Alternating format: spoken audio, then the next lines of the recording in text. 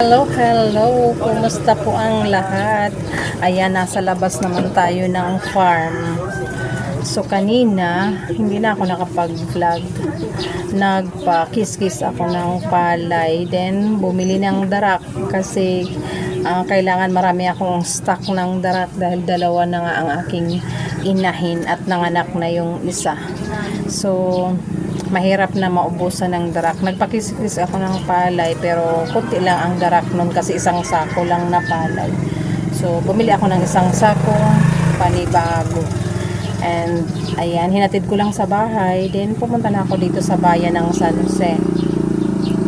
May activity sana kami dun sa church. Kaya lang, tumawag ang aking anak. Half day daw sila. So, kaya andito ako sa labas ng school. Hinihintay ko lang kasi uuwi din yung pamangkin ko.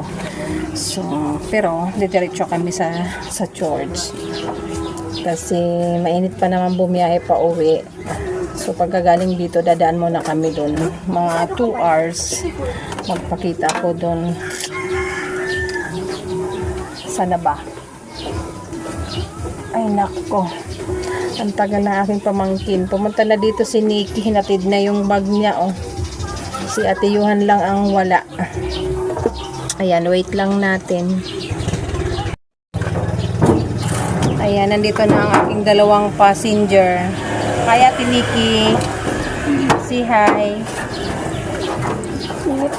Ayan, si Ate Nikki. Ayan, si Ate Yuhan na naghalo-halo kaya nagpahintay.